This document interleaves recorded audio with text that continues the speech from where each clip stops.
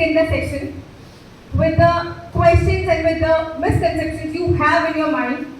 So सबसे पहले जो क्वेश्चन पूछने के लिए मैं आमंत्रित करना चाहूंगी Ritika from BSc Life Science Department. Please Ritika. मेरा नाम रितिका बुटार है। मैं BSc तृतीय वर्ष की छात्र हूँ। मेरा प्रश्न आपसे आपके शैक्षिक क्षेत्र से संबंधित है। मैं यह जानना चाहती हूँ कि शिक्षा के क्षेत्र में आने के लिए आपको किस व्यक्तित्व या शिक्षाविद ने प्रेरित किया? धन्यवाद।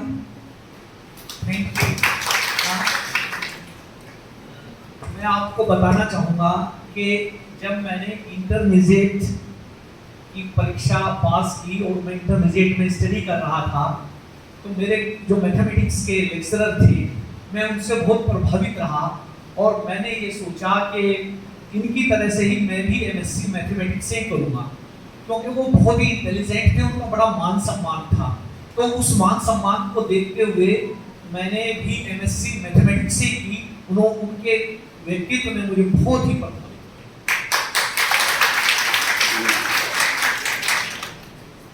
अगला प्रश्न पूछने के लिए मैं आमंत्रित करना चाहूंगी वंश please.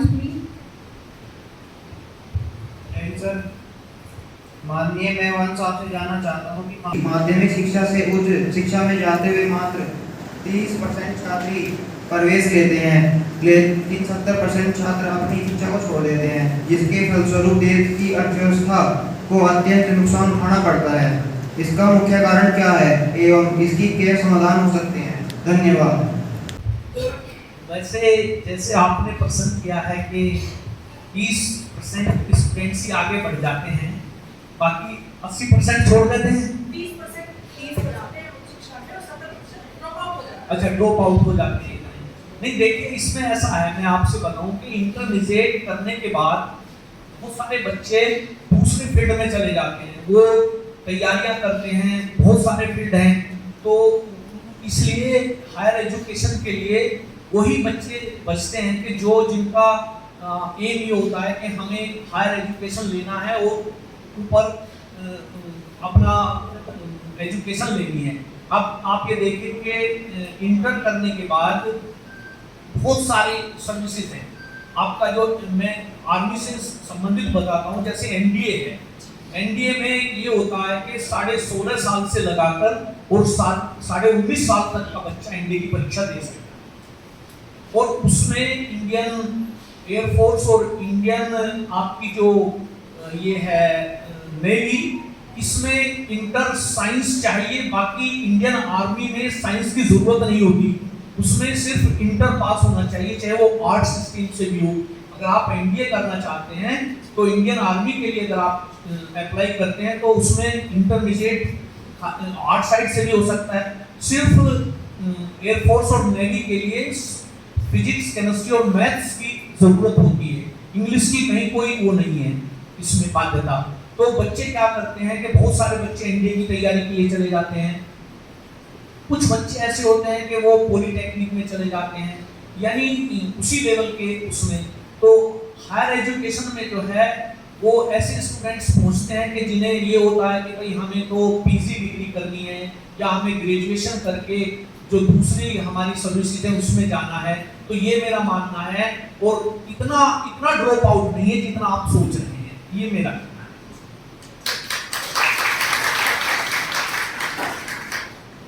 Next we have to ask the question is Sheza. सुप्रभात महोदय, मैं शेजा जाहिद कक्षा बीवे तृतीय वर्ष की छात्रा हूँ। मैं आपसे ये जानना चाहती हूँ कि वह कौन से 3 प्रमुख मुख्य उद्देश्य हैं जिसमें फलस्वरूप आज हम आपको मवाना में माध्यमिक शिक्षा में एक सफल प्रधानाचार्य के रूप में देखते हैं। धन्यवाद। सीधा जिससे ही क्वेश्चन आपने रखा है, देखिए मैं 2009 में 10 अप्रैल 2009 में मैं कृषक इंटर कॉलेज में आया और मैंने ये देखा कि उस समय यहाँ पर संख्या करीब 1600 के आसपास थी। वातावरण खराब था, अनुशासन नहीं था, साज सज्जा नहीं थी कॉलेज की। मैं ऐसे माहौल से आया था, मैं कृषक कॉलेज में था और वो गवर्नमेंट एडेड कॉलेज था, सरकारी कॉलेज था, क्रिश्चियन कॉलेज। तो मैंने वहाँ का जो देखा हुआ था, बच्चों की यूनिफॉर्म, उनको टाई बेल्ट, इतना हार्ड डिसिप्लिन था वहाँ। क्योंकि मैं ये मान के चलता हूँ कि अगर सक्सेस है तो वो डिसिप्लिन अगर है तो सक्सेस है। अगर जहाँ डिसिप्लिन नहीं है जिस इंस्टीट्यूशन में, वहाँ से आप ये उम्मीद ना करिए कि कोई सक्सेस हो सकती है। तो मैं ऐसे माहौल से आया था, आते ही मैंने टाई बेल्ट और ये सब स्टार्ट कर दिया और बच्चों में मैंने ये मैसेज दे दिया कि स्कूल का माहौल बदल गया है। और ये जो मैसेज एक बार, जैसे मैं आपको उधरा से ही कहता हूँ कि एक मैसेज इस कॉलेज का जा रहा है कि यहाँ पर बहुत अच्छी एजुकेशन दी जाती है, रेगुलर क्लासेस चलती हैं, तो वही बच्चों को खींच लाता है। तो ये हुआ कि मैसेज देहात में गया और वहां से संख्या बराबर बढ़ने लगी। अब तो दोनों मीडियम है, इंग्लिश और हिंदी मीडियम। लेकिन मैं बताता हूँ आपसे कि अकेले इंग्लिश हिंदी मीडियम में मैंने 2900 बच्चे वहां पर आए। तो उसके लिए जो है हमने बच्चों ने प्रयास किया कि सही एजुकेशन दी जाए और उसका रिजल्ट भी रहा कि उसके 1 या 2 साल बाद ही हमारे कॉलेज का लड़का, आप में से कुछ बैठे होंगे जो जानते होंगे, बहादुरपुर से जो लड़का था साइंस में इंटरमीडिएट में, उसने डिस्ट्रिक्ट टॉप किया मेरे आने के 1 साल बाद ही।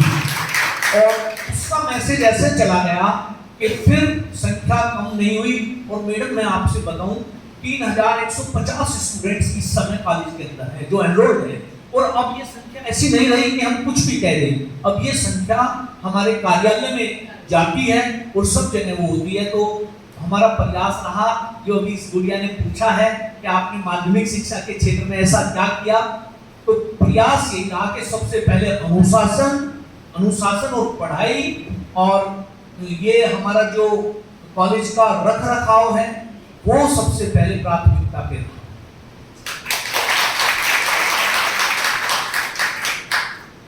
Inspirational sir. अगला प्रश्न पूछने के लिए मैं आमंत्रित करना चाहूंगी लोमास। मान्यवर सागर प्रणाम। मान्यवर, मेरा नाम आर्य लोमस कोसवाल, बीए तृतीय वर्ष का छात्र हूँ। मैं आपसे जानना चाहता हूँ, जैसा कि मेरी संपूर्ण जानकारी के अनुसार आप वर्ष 2017 में उत्तर प्रदेश के सर्वोच्च शिक्षक पुरस्कार से सम्मानित हो चुके हैं। उस पुरस्कार से सम्मानित होने के ठीक पहले आपके मन में किस प्रकार के विचार आ रहे थे? धन्यवाद। पहले तो मैं आपको बताऊं कि ये जो शिक्षक पुरस्कार मुझे, माय डियर स्टूडेंट, ये जो मुझे मिला ये 2017 में मिला। और ये तब से बराबर ये हमारे जो सरकारी स्कूल होते हैं जी, प्राइवेट में तो हर जिले में एक को दे देते हैं, लेकिन हमारे जो गवर्नमेंट के स्कूल हैं उनमें 8 लोगों को मिलता है 1 साल में, पूरे यूपी के अंदर। तो उसके लिए ऐसे ही ये पुरस्कार नहीं मिलता। हमने कॉलेज में एक वर्ल्ड बैंक की टीम आई थी कॉलेज का निरीक्षण करने के लिए पहले कि इसमें क्या वो है। उसमें स्टेट गवर्नमेंट और सेंट्रल गवर्नमेंट के भी प्रतिनिधि आए थे। तो उसने कॉलेज का निरीक्षण किया। जब उसने उसमें पूरी तरह से अच्छी आख्या दी कि ये कॉलेज सर्वोत्तम, मतलब जिले में हमारे कॉलेज को ही चुना गया था, एक डिस्ट्रिक्ट से एक कॉलेज को चुना जाता था, तो हमारे कॉलेज को उसके लिए चुना गया। इसके अलावा हमने जो है मतलब प्रदेशीय सम्मेलन जो हमारा शिक्षक उसका हुआ था, शिक्षकों का, मैडम जी को मालूम है, उसमें पूरे प्रदेश से शिक्षक आए थे। हमारे एमएलसी और जो अभी जम्मू कश्मीर के जो डिप्टी गवर्नर हैं, उपराज्यपाल मनोज सिन्हा जी, वो भी उसमें आए थे। बहुत सारे लोग आए थे। ऑल यूपी प्रिंसिपल का जो सम्मेलन था वो भी हमारे कृषक इंटर कॉलेज में हुआ। यहाँ से नेशनल लेवल पे भी हमारे एथलीट गए, स्टेट लेवल पे तो बहुत सारे गए। और ये सारी चीजें मिलकर, ये इतना आसान नहीं था। तो अब वहाँ जाकर हमें इतना अच्छा लगा जब माननीय मुख्यमंत्री जी और हमारे गवर्नर उस समय राम नाईक जी थे और मुख्यमंत्री योगी आदित्यनाथ थे, ये नाहर सिंह मेरे साथ थे। तो मुझे इतना सुखद अनुभूति हुई कि भाई वास्तव में अगर हम करना चाहते हैं कुछ, तो आप बस एक इरादा होना चाहिए और फिर आप सफलता, आपको जो है रात दिन सपना देखना है। ऐसे नहीं आप यही सोच लो, कभी कभी आपके दिमाग में आया कि भाई मैं तो ये करूंगा, और फिर आप सो गए, फिर आपके दिमाग में दूसरे दिन आया भाई अब ये करूंगा। नहीं, जो आपने एम बना लिया ना, उसके लिए आपको रात दिन जागना है, बस ये आपका। Next, we have to ask the question is Mahi. जय हिंद सर। महोदय, मेरा नाम माही है, मैं ग्राम पूठी की निवासी हूँ। मैं आपसे जानना चाहती हूँ कि आपके स्कूल में पढ़ने वाले अधिकतम छात्रों की संख्या, अधिकतम छात्र ग्रामीण पृष्ठभूमि से हैं। ऐसी कौन सी क्षमताएं आप ग्रामीण पृष्ठभूमि के बालकों में देखते हैं जिसके फलस्वरूप आपको लगता है ऐसी क्षमताएं शहरी बालकों में भी नहीं है? थैंक यू माही। देखिए, मेरा हमेशा एक बात रही है, जब भी मैं कभी अपने स्टूडेंट से भी बात करता हूं, हमने जितनी भी क्षमताएं हैं, मैं ये नहीं कहता कि शहर में क्षमता नहीं है, लेकिन मेरा ये मानना है कि देहात में जितनी क्षमताएं हैं वो सबसे अधिक हैं। बस उनको गाइडेंस की जरूरत है, काउंसलिंग की जरूरत है। उनको उतना वो नहीं मिलता क्योंकि हमारे माँ बाप उतने ज्यादा सजग नहीं है, उनको पढ़ाई के बारे में कि आगे क्या होना है उतनी जानकारी नहीं है। तो इस कारण से हम उस मंजिल तक नहीं पहुंच पाते। वरना मैं आपसे बताता हूं, मैं जब देखता हूं कि हम जाते हैं, लखनऊ जाते हैं या इलाहाबाद हम जाते हैं, तो हम किसी बड़े अधिकारी से मिलते हैं और फिर हम उससे पूछते हैं, सर आप कहाँ से बिलोंग करते हैं? तो वो कहते हैं कि जी मैं जैसे मेरठ जिले के मवाना खुर्द का रहने वाला हूं। यानी इस तरह से कोई भी मुझे ऐसा नहीं मिला जिसने ये कहा हो कि जी मैं तो शहर में पैदा हुआ और शहर में, यानी जो बड़े बड़े ऑफिसर्स हैं सभी देहात से जुड़े हुए हैं।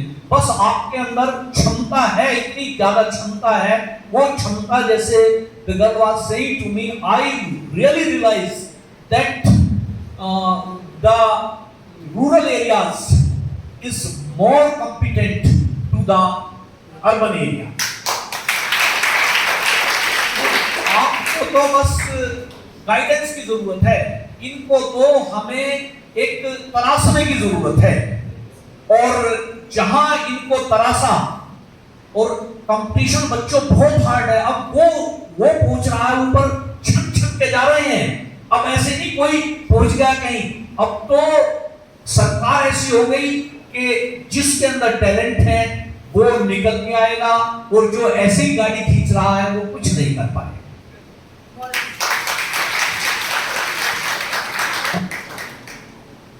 Truly, sir, as you said, rural areas are more competent than urban areas. Next, I would like to call Anu Nagar to ask the question. Anu Nagar. महोदय, मैं अनु नागर तृतीय वर्ष की छात्र हूँ। जैसा कि मुझे ज्ञात हुआ है कि आप हमारे आदरणीय चेयरमैन सर के भी गुरु रह चुके हैं। ऐसे में मैं आपसे जानने के लिए अति उत्सुक हूँ कि हमारे आदरणीय चेयरमैन सर एक छात्र के रूप में किस प्रकार के छात्र थे। धन्यवाद।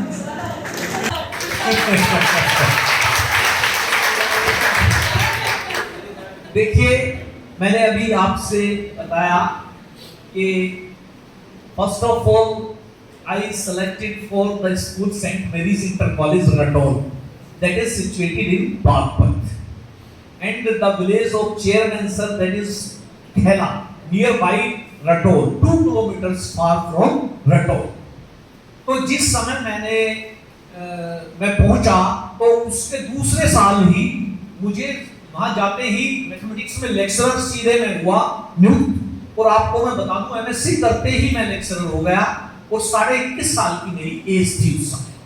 तो मैं आपको बताऊं कि अगले वर्ष ही सोमेंद्र जी मेरी 11वीं क्लास में आ गए। हमने गार्जियंस को बुलाया फैला से, उसमें इनके फादर मास्टर जी थे, टीचर थे दिल्ली में, वो भी आए। तो वहां पर ये हुआ, इन्होंने कहा जी ये सोमेंद्र मेरा बेटा है। मैंने तो हमारे खैर संबंध ये हो गए कि गुरुजी ने हमें एज ए टीचर होते हुए कहा, सर आप हमारे घर आइए और आपका मोस्ट वेलकम है और हम आपसे बात भी करेंगे। मैं फिर इनके घर पे गया। इनकी माता जी ने, इनकी बहनों ने बहुत ही रेस्पेक्ट किया, क्योंकि इनका बड़ा भाई भी उन्हीं दिनों वो 12वीं क्लास में था। तो पूरा हमारा इनसे परिचय हुआ। लेकिन मैं एक बात बताता हूं कि इनके अंदर श्रद्धा भाव बहुत था और ये मेरे इतने फास्ट स्टूडेंट हो गए कि कोई भी काम, यानी एक तो वैसे स्टूडेंट होता है, ये मेरी एक टीम बन गई। जो क्लास में कोई गड़बड़ ना करे तो मैंने इनकी ये अपनी एक टीम बना ली। लेकिन मैंने सपने में भी नहीं सोचा था, मैं आपको बताता हूं, देखिए ये जो है ना मेहनत का फल होता है। मैंने सपने में भी नहीं सोचा था कि सुमेंद्र एक बार यहाँ आएंगे और वो यूनिवर्सिटी में प्रेसिडेंट होंगे, फिर वो विधायक होंगे, फिर वो मंत्री बनेंगे। मैंने ये कभी नहीं सोचा था। इनकी सारी सिस्टर्स मुझे जानती हैं, बिल्कुल ऐसे देखते ही वो, क्योंकि वो भी मेरे सामने पढ़ी हैं, वो इनसे छोटी रही हैं। और इनके फादर, इनकी मदर, कोई ऐसा व्यक्ति नहीं रहा जो मुझसे, क्योंकि मैंने इन्हें 2 साल तक पढ़ाया है और मैथमेटिक्स ही था इन पर हिंदी, इंग्लिश, फिजिक्स, केमिस्ट्री और मैथमेटिक्स का मैं टीचर था, क्लास टीचर रहा।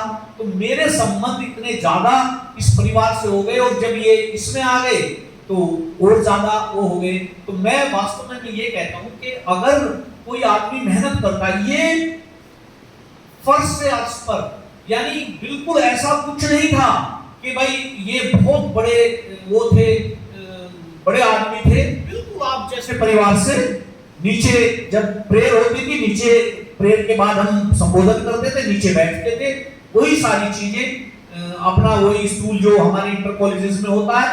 कहीं कोई एक्स्ट्रा फैसिलिटी नहीं मिली है।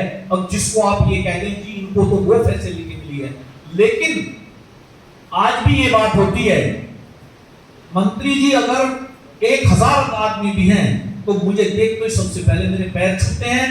और अभी संजीव बालियान जी आए थे, इन्होंने मुझे बुलाया था, इन्होंने संजीव बालियान जी को रोक लिया कि मेरे गुरुजी आ रहे हैं। और जब मैं पहुंचा उनसे मिलवा के और बाहर तक, यानी इतना रेस्पेक्ट वो करते हैं। तो अगर आप अपने गुरुजनों का रेस्पेक्ट करेंगे ना, तो मैं आपको बता रहा हूं कि आप ऊंचाई छुएंगे, बिल्कुल ऊंचाई छुएंगे।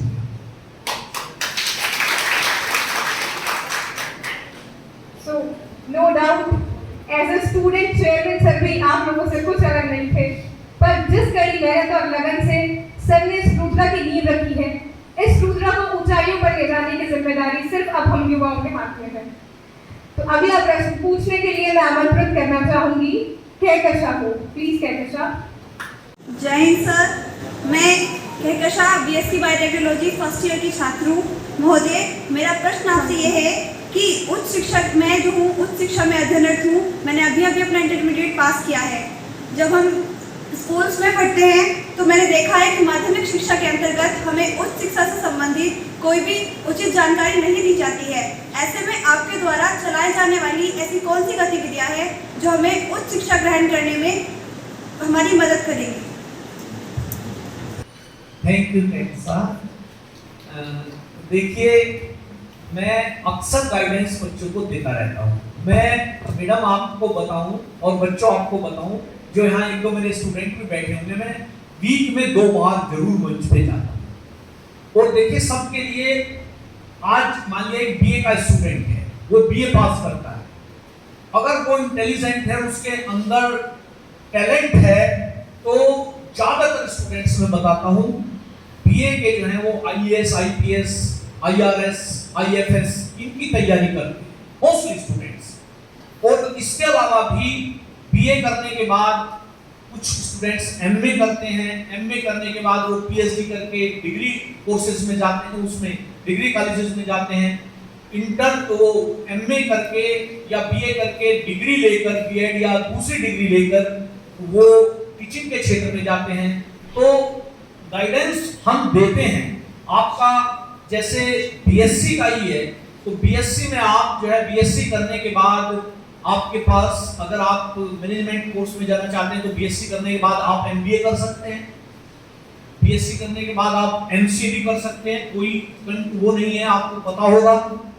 तो बीएससी के बाद जो है आप एमएससी अगर कर रहे हैं तो आपके पास इतने क्षेत्र आ जाते हैं, और एजुकेशन का तो जो हमारा टीचिंग का बहुत बड़ा हब है कि आप टीचिंग में तो इतनी गुंजाइश है कि आप कामयाब हो सकते हैं। तो मेरा कहने का ये अभिप्राय है, जो अभी कहकशा ने पूछा है कि will you give that how you give that training to the students in intermediate classes, I really approach to all the students for their guiding and counseling that after intermediate what course they opt, और मैं अक्सर मुझसे बच्चे पूछते भी रहते हैं, sir मुझे क्या करना चाहिए। कुछ बच्चे इंटरमीडिएट करने के बाद सीपीएमटी की तैयारी करते हैं, कुछ आईआईटी, जेईई, ये आपके national college of engineering, regional college of engineering college हैं, इनकी तैयारी करते हैं। तो मैं उनको इतना मोटिवेशन और एक गाइडेंस देता हूं कि जहां भी जिस बच्चे की रुचि है जिस क्षेत्र में, उस क्षेत्र में उसको जो है भेजना चाहिए, और उसका उत्साह जहां है वहां पर उसको सजेस्ट करना चाहिए।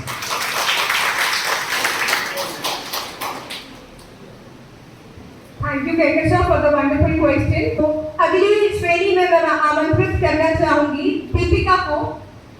दीपिका। महोदय, मेरा नाम दीपिका है। मैं बीएससी बायोलॉजी फर्स्ट ईयर की छात्र हूँ। मेरा प्रश्न आपसे यह है कि जैसा कि मुझे ज्ञात हुआ है कि हमारे कृषक इंटर कॉलेज में लगभग 3000 से भी ऊपर छात्र अध्ययनरत है। मान्यवर, ऐसे में आप इतनी बड़ी संख्या को अनुशासित रखने के लिए किस तरह की योजनाएं बनाते हैं? धन्यवाद। आपकी बातों से तो ऐसा लगता है कि रियली यहाँ जो ये टैलेंट या ये जो कैलिबर स्टूडेंट्स का बैठा है, इनके अंदर बहुत सारी जिज्ञासाएं हैं, और ये कुछ करने का इनका जो एम है वो बहुत ही हाई लेवल है। इनके क्वेश्चन से लगता है निबल जी। देखिए, हमने इंग्लिश स्ट्रीम अलग रखी है, हिंदी स्ट्रीम अलग रखी है, दोनों के अलग अलग हेड्स बनाए हुए हैं। हिंदी में सेपरेट है, इंग्लिश मीडियम में सेपरेट, और उसको मैं वॉच करता रहता हूँ। टोटल कैंपस को हमने सीसीटीवी कैमरे से कवरेज कर रखा है, और डिसिप्लिन अधिकारी चीफ प्रॉक्टर, मैंने करीब 6 टीचर्स को यही काम दिया हुआ है। हमारे यहाँ टीचर्स की संख्या काफी है, हमारा 65 लोगों का स्टाफ है। तो हमने उनको इस तरह से बांटा हुआ है कि अगर कहीं फिर भी गड़बड़ होती है, देखिए स्टूडेंट्स है, एक ये एज है, इस एज में आप ये तो मैं मान ही नहीं सकता कि कोई गड़बड़ ना हो, कहीं ना कहीं गड़बड़ तो होती है, बच्चे कर देते हैं, लेकिन उसको जो है सर्च आउट करके और उसे वो किया जाता है कि भाई ऐसी कोई बात ना हो। और फिर हमने एक काम किया है जी, इसमें बच्चों में आपसे बताऊं, हम उनको सॉर्ट आउट करते हैं जो गड़बड़ के बच्चे होते हैं, और उनके गार्जियंस को बुला के हम ये कह देते हैं कि आप इनको ले जाओ। हर साल में 15-20 बच्चों को ऐसों को जो पहले से एडमिशन ले लेते हैं और फिर वो गड़बड़ करते हैं, तो उनको हम बाहर करते हैं, पूरा फोकस रखते हैं डिसिप्लिन पर, और कोई भी इनडिसिप्लिन जैसी चीज मुझे नहीं दिखाई देती। ये तो मैं मानता हूं कि युवा जोश है, तो कहीं ना कहीं थोड़ी बहुत गलती तो कर ही देता है, लेकिन उसको हम अवॉइड करते हैं, उनको सही राह पे लाते हैं, ऐसा प्रयास करते हैं।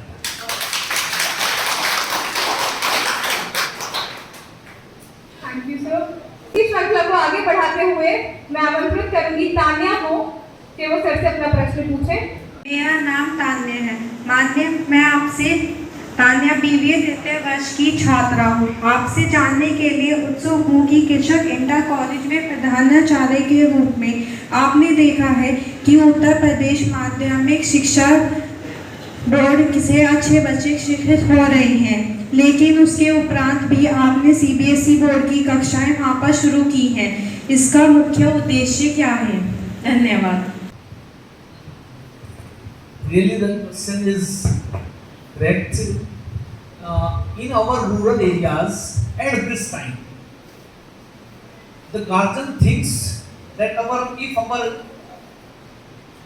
child goes in English medium school, then he can face or she can face the future of the state and national level competitions from English medium.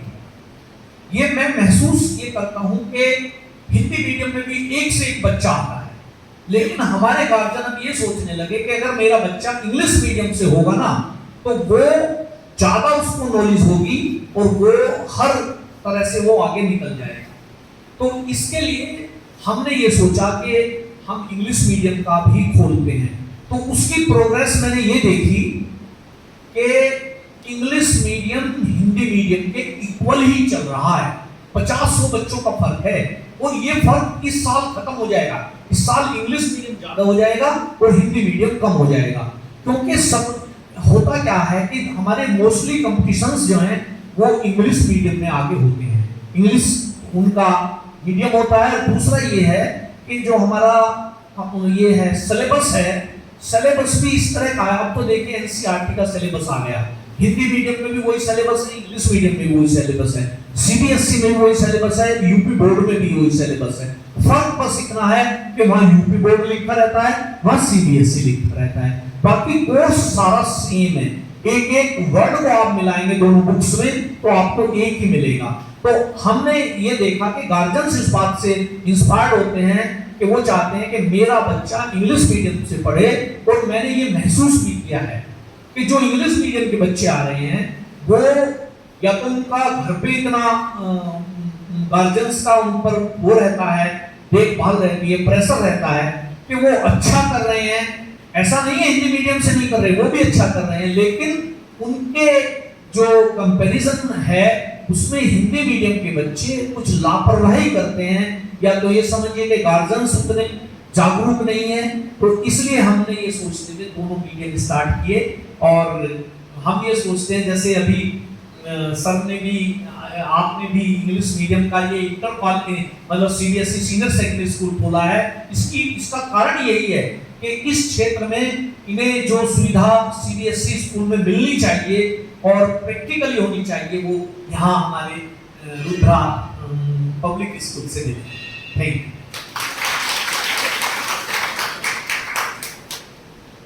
Great approach for commencement as a bilingual language in both Hindi and English. So next I would like to call Manvi. मैं गृह विज्ञान तृतीय वर्ष की छात्रा हूँ। मैं आपसे जानना चाहती हूँ कि वर्तमान शिक्षा प्रणाली में ऐसे कौन से बिंदु हैं जिन्हें आपके शैक्षिक दृष्टिकोण से तत्काल परिवर्तन की आवश्यकता है। धन्यवाद। रियली क्वेश्चन आप स्टूडेंट्स ऐसे ले रहे हैं कि जिनको मैंने सोचा भी नहीं था। देखिए अब अलग अलग सोच होती है। अभी उसने कहा कि क्या परिवर्तन होना चाहिए। हम ये चाहते हैं कि ऑल इंडिया एक ही सिलेबस होना चाहिए और सिलेबस वो ऐसा हो कि जो रोजगार से संबंधित हो। होता क्या है कि जब बच्चा डिग्री हासिल करता है ना, एक डिग्री हासिल कर लेता है और रोजगार उसे मिलता नहीं तो वो कुंठित होता है। वो सोचता है मैंने इतनी डिग्री ले ली और मैं अनएम्प्लॉयमेंट मतलब मैं बेरोजगार हूं। तो हमारा ये सोचना है कि क्या परिवर्तन होना चाहिए। परिवर्तन ये होना चाहिए कि उधर स्टूडेंट अपनी एजुकेशन पूरी करके निकले और उधर उसे रोजगार मिल जाए, ऐसी एजुकेशन हो। और अगर सरकार चाहे तो ऐसी एजुकेशन मिल सकती है। ऐसा जो हमारे नियर बाई कुछ कंट्रीज हैं, अमेरिका या दूसरे कंट्रीज हैं, ऑस्ट्रेलिया वगैरह, तो उनमें ऐसा है कि जब स्टूडेंट एजुकेशन, कोई स्टूडेंट वहाँ ऐसा नहीं मिलेगा कि एजुकेशन के बाद वो अनएम्प्लॉयड हो। हमारी जनसंख्या जरूर ज्यादा है लेकिन हमारी एजुकेशन ऐसी होनी चाहिए। So next I would like to call Anshika. Please Anshika, ask a question. माननीय, मेरा नाम अंशिका भारद्वाज है। मैं बीएससी होम साइंस गृह विज्ञान की छात्रा हूँ। मैं आपसे प्रश्न पूछना चाहती हूँ कि आपने अपनी शैक्षिक पृष्ठभूमि के बारे में जानना चाहती हूँ कि आपने अपनी शिक्षा कहाँ से ग्रहण की। Your question is also important for me. देखिए मैडम जी, पहले होता क्या था कि हम लोग प्राइमरी स्कूल से पढ़े हुए थे। हमने सरकारी प्राइमरी स्कूल से 5वीं पास की, जूनियर हाई स्कूल से 8वीं पास की। इंटरमीडिएट इंटर कॉलेज जो हमारे होते हैं, जैसे आपका ये जवाहर इंटर कॉलेज है, इस तरह से हमने इंटरमीडिएट किया। हमने बीएससी में दाखिला मेरठ कॉलेज में ले लिया, बीएससी मेरठ कॉलेज से की, एमएससी मेरठ कॉलेज से की, और एमएससी मेरठ कॉलेज से करने के बाद जो है हम सीधे सर्विस में चले गए। बीएड और एमएड हमने परमिशन लेकर सर्विस में रहते हुए की। एमएड हमने दिल्ली यूनिवर्सिटी से, जो वहाँ पर कोरेस्पोंडेंस कोर्स होता है, दिल्ली यूनिवर्सिटी में भी कोरेस्पोंडेंस कोर्स है, तो वो वहाँ से हमने एमएड वहाँ से दिल्ली से ही की। और उसके बाद जो है जैसे हमने एमएससी की, जुलाई में उन दिनों रिजल्ट आया और 16 अगस्त को हम एज ए लेक्चरर ज्वाइन हमने कर लिया। तो हम 1 महीना मुश्किल से हम रहे हैं। लेकिन मैं एक बात कहता हूं कि जहां चाहा वहां रहा, there is will there is way. हमारा एम हो गया क्या, जब हमने मैथमेटिक्स से इंटर तो एमएससी किया, तो वो जो हमारे गुरुजी थे, जो मैथमेटिक्स के लेक्चरर थे, हमारे अंदर उनकी छवि घूमती थी। हमने सोचा मैथमेटिक्स के लेक्चरर बनना है, एमएससी मैथ से की। और उन दिनों मेरा रिकॉर्ड यहाँ पर रखा हुआ है, 78% मार्क्स मेरे एमएससी में आए, और डिफरेंशियल इक्वेशन में मेरे 50 में से 50 नंबर है। तो मैडम जी, हमने डियर स्टूडेंट्स एमएससी करने के बाद एकदम वो ले लिया। फिर बहुत इंटरेस्ट से मैं बताता हूँ, जब हम इंटर कॉलेज में लेक्चरर हो गए, ये आपको बहुत इंपॉर्टेंट है बात सुनने के लिए, तो वहां जो प्रिंसिपल होते थे उनका बड़ा मान सम्मान था जी। हर कोई उन्हें पूछता था, जैसे मैडम को पूछता है। अब कोई काम प्रिंसिपल के बिना ना हो, जो मंच बने उसमें प्रिंसिपल सबसे पहले। हमने सोचा भाई ये पद तो बहुत अच्छा है, ये पद किसी तरह से लिया जाए। हम बच्चों आपको बताएं कि हमने माध्यमिक शिक्षा सेवा चयन बोर्ड हमारा इलाहाबाद में है, जो प्रिंसिपल्स के सिलेक्शन करता है, हमने उसमें फॉर्म अप्लाई किया और पहले ही राउंड में मेरिट के हिसाब से हमारा इंटरव्यू के लिए नंबर आ गया। और ये अच्छा रहा कि जो पहले टॉप 10 की सूची थी उसमें हमारा स्थान आ गया, और हमें जो है बुलंदशहर जिला मिल गया, DAP inter college Shikarpur. Shikarpur हमसे मेरठ से, क्योंकि मेरा रेजिडेंस मेरठ में ही है, 108 किलोमीटर पड़ता था। हमने सोचा भाई ये तो हमें बहुत लंबा पड़ गया, तो हमने कोशिश की कि हम मेरठ जिले में आ जाएं। उन दिनों कृषक इंटर कॉलेज में प्रिंसिपल सेवानिवृत्त हुए थे और ये कॉलेज खाली था। हमारा सौभाग्य रहा कि हमने वहां से यहाँ ट्रांसफर करा लिया। तो बच्चों में एक बात जो इम्पोर्टेंट है वो मैं आपसे ये, क्योंकि उस बच्ची ने पूछा है कि please tell me your total education from primary to the higher education and about your also the career in which way you opt this post of principal.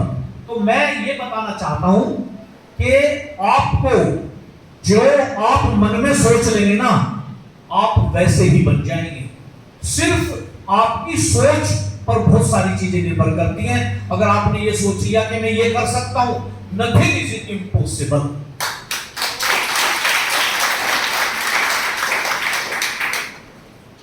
Thank you so much Archika for asking such a wonderful question. और इस श्रृंखला को खत्म करते हुए मैं अंतिम छात्रा से, शालू से को आमंत्रित करना चाहूंगी कि वो उठे और अपना प्रश्न सर से पूछे। मैं बीएससी होम साइंस 3 वर्ष की छात्रा हूँ। मेरा आपसे यह प्रश्न है कि आपके स्कूल में कुल विद्यार्थियों में छात्राओं की संख्या कितनी है, एवं आप उनको उच्च शिक्षा में कितना व्यक्तिगत प्रयास करते हैं? सबसे अच्छा क्वेश्चन तो आपने पूछा। देखिए, मैं एक चीज की सूचना रखता हूं। ये मेरा अपना वो है, मुझे ये मालूम है किस क्लास में कितने बच्चे। जैसे इंग्लिश मीडियम में देखता हूं तो 6ठी क्लास में 2 सेक्शन है, 7वीं में 3 है, 8वीं में 3 है, 9वीं में 3 है, 10वीं में 3 है, 11वीं में 3 है और 12वीं में भी 3 सेक्शन है इंग्लिश मीडियम में। उधर हिंदी मीडियम में जाता हूँ तो वहाँ भी यही स्थिति है। मुझे ये भी पता है कि हमारे यहाँ वोकेशनल एजुकेशन में 11th क्लास में 92 स्टूडेंट्स हैं, 12th क्लास में 108 स्टूडेंट्स हैं। ये मैं अपने उससे बता रहा हूँ कि मेरे माइंड में बिल्कुल कंप्यूटर की तरह से भरी हुई है ये चीजें। अभी उस छात्र 858 गर्ल्स हमारे कॉलेज में हैं इस समय, 3150 में से 858 गर्ल्स हैं। कम है ये मैं मानता हूँ। एएस के मुकाबले एएस की संख्या, कभी आप कह रहे थे वो करने के लिए, एएस की संख्या हमें जो पता चलती है 2000 है, लेकिन वो 2200 बताते हैं। वहां संख्या लड़कियों की 1000 है, लेकिन हमारे यहाँ क्योंकि देहात से जुड़ा हुआ है, वो शहर से जुड़ा हुआ है, तो हमारे यहाँ 858 गर्ल्स हैं। और उनको हम कैसे मोटिवेशन देते हैं मैं आपको बताऊं कि देखिए, गर्ल्स के लिए मेरी एक तो विशेष फैसिलिटी होती है, उनकी फीस मैं अधिक से अधिक माफ करता हूं गर्ल्स के लिए। अभी कम से कम जो कोई आपका कोई इंटर कॉलेज से बैठा है लड़कियों में 3 गर्ल्स, अच्छा 4 गर्ल्स हैं। आपको पता होगा कि मैं उनके लिए हाउस ड्रेस, उनको जो जाड़ों में जरूरत होती है, ज्यादा से ज्यादा गर्ल्स को मैं ये करता हूं कि उनको ज्यादा फैसिलिटी मिले। मैंने टीचर से ये कहा हुआ है अपने कि देखिए, अगर कोई लड़की गलती करती है तो उसको आप प्यार से समझाइए, क्योंकि बड़ा नाजुक मन होता है ये। अगर आपने किसी बच्चे की, मैडम मैं वैसे नहीं कह रहा, मैं मेरे सामने बच्चे बैठे हैं, मेरा अपना उद्देश्य होता है, अगर आप किसी बच्चे की इंसल्ट से मेरा मतलब यह है कि उसको उल्टा सीधा कहेंगे तो कोमल मन है, उसके मन पे चोट पड़ेगी। इसलिए आप हमेशा, अगर कोई लड़की का कोई फॉल्ट आता है, हम उसको समझाते हैं कि भाई आपको ऐसे करना है, और इनवॉल्व लड़की हमारी बात मान जाती है। 1-2 जो ऐसी होती है कि जिसका जो परिवार से ही गड़बड़ है, उसको फिर हम पुलिस में आने के लिए परमिशन नहीं देते। वैसे 99% गर्ल्स मान जाती हैं, बॉयज में भी ऐसी स्थिति है। तो हमारा इतना फोकस गर्ल्स पे रहता है। और ये सबसे बड़ी बात है जो मैंने अभी बताई है, वो बच्ची पूछ रही है कि गर्ल्स के लिए आप क्या फैसिलिटी देते हैं। उनको हम कम से कम इंग्लिश मीडियम में, मैडम मैं बताऊं, कल मैंने गर्ल्स बता रहा हूं मैंने 20 गर्ल्स को फ्री किया है, 3 मंथ्स फीस उनकी फ्री की है। जैसे ही बच्चे आए और उसने कहा सर मैं गरीब परिवार से हूँ और मेरी क्षमता नहीं है, मैं सोचता हूँ कि ये हमारा बच्चा है, अगर मैं आज इस क्षमता में ना होता तो मैं कैसे करता। तो मेरे अंदर वो भाव आते हैं, मैं तुरंत, मैं यही है कि मेरी जेब में तो कुछ जा नहीं रहा, उससे हमें सैलरी देनी होती है जी। आप तो करोड़ों रुपए की सैलरी देते हैं एक महीने में, लेकिन हम ज्यादा नहीं, हम 1.5 लाख रुपए की सैलरी एक महीने में अपने उनको देते हैं। इतना ही मैं लेता हूँ, यानी ये समझिए साल भर में 18 लाख रुपया हम इंग्लिश मीडियम के बच्चों से लेते हैं, हिंदी मीडियम में लेते नहीं, क्योंकि इंग्लिश मीडियम में जो बच्चे आते हैं उनकी क्षमता होती है। तो और फीस भी उनकी ऐसी माफ करते हैं। तो मैडम मेरा तो, और वाइस प्रिंसिपल जी हैं, अपने कोऑर्डिनेटर साहब हैं, मेरा तो एक जरूर कहना है कि अगर कहीं कोई बच्चा कहीं गड़बड़ में आता है या कोई बात आती है, भाई कोमल मन है इनका, अगर हम इनको प्यार से समझा देंगे ना, तो ये हमारे लिए जो है ना, हमें अपना आदर्श मानने लगेंगे और कभी ये हमसे दूर नहीं जाएंगे।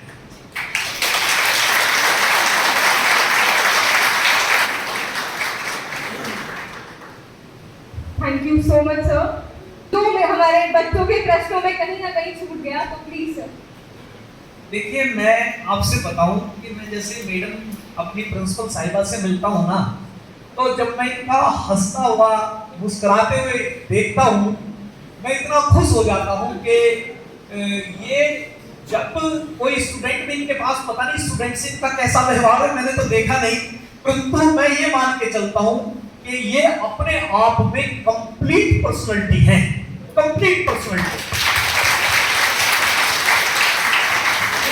और हमें तो ये लगता है कि हम तो इस परिवार के सदस्य हैं, और आज मैंने स्टूडेंट्स की प्रतिभा को यहाँ पहचान लिया।